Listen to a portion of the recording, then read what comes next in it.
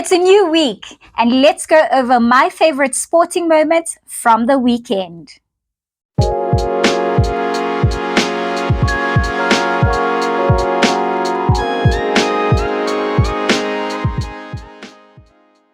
Hi guys, I am Babsie, and welcome back to my channel. In this episode, we are going to be taking a look at my favorite top sporting moments from the past weekend.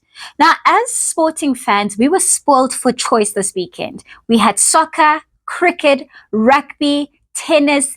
It was a mixed masala of sporting heaven. Now, let's start off with soccer in the English Premier League. What is going on with Man City, guys? Pep and his team, 2 consecutive losses. Oh, what, guys? If you're not careful, those defending title hopes are going to slowly slip away from your hands, because we saw Liverpool extend their lead at the top after beating Aston Villa. And the match that I was really excited about, Chelsea and Arsenal, not really the most exciting thing to watch, but those final moments really were nail-biting, had me at the edge of my seat. In that stoppage time when Arsenal just almost scored to have that last-minute win. Thank goodness they missed. I don't know, but they both walked away with a point each. And currently in the log standings, we've got Liverpool leading the pack. Man City is currently sitting at second, and if they're not careful, Gosiam, we'll see them moving down that log. Then we have the Bulls sitting in third, Arsenal in fourth, and Nottingham Forest are currently round off the top five.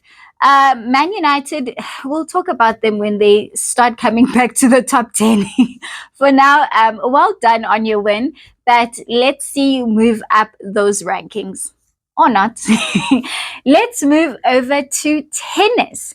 Now, the WTA Finals final was this weekend, and Coco Gauff closed off her 2024 season with a bang by claiming the coveted WTA Finals championship. I love when she tweeted that we can somehow now discard the rumors of a bad season. That was I literally feel like she really needed that validation. She booked her spot in the final by beating world number one Aryna Sabalenka. And I won't lie to you, the odds were against Coco, and I really didn't think that she would beat Aryna, because Aryna has been in form. But once she clinched her win on the world number one, she went on to beat the gold medalist from this year's Olympics, Quen Zhang. And man, oh man, and she did it in straight sets. What a way to close off the 2024 season. It goes to show, never write off anyone in the sporting world. Now let's move over to cricket. Yo guys, being a Proteas fan, Nkosiam. So the Wonder Cement series, T20 series between South Africa and India started on Friday. Oh, what a loss on the Proteas side. Quite disappointing. India played so great. They put up a score of 202 runs. And the Proteas, Shem, they tried, but those wickets were falling. Then we had the partnership between Miller and Henrik Klaasen, and we're like, okay, we've got something here. When those 2 wickets fell, we knew. And then Izolo. Izolo, the bowling was great. They managed to restrict India to, I think, about 124. They managed to restrict that, and my hopes were up. But when we batted, the way those wickets were falling again, when we lost Henrik Klaasen, David Miller, our captain, my captain, that conversation, we have to have it. But when those wickets started falling down, it really started to look glim. Right, but Tristan Stubbs was like, "Don't worry, I got you."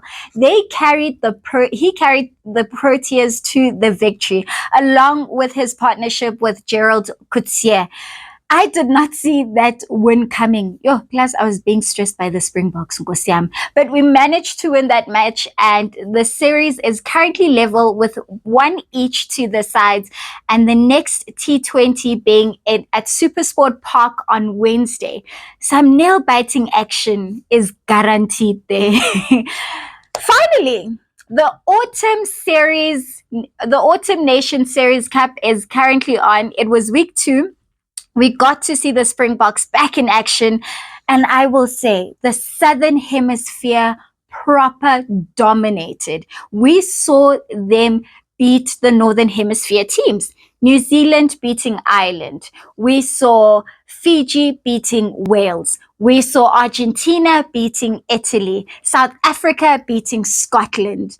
What Southern Hemisphere glory. It was so beautiful to watch, so much so we see 2 of the best Southern Hemisphere teams go up the rankings. The Springboks are now back to number 1 and New Zealand goes to number 2. They are slowly going back to that New Zealand All Blacks team that we have grown to love. Obviously, I'll unpack all of these sporting codes in their own separate episodes. In the comment section, let me know what was your favorite sporting moment from this weekend. Don't forget to press that subscribe button and hit that notification bell so that you are notified for every time a new video drops. Thank you so much for joining me. Until next time.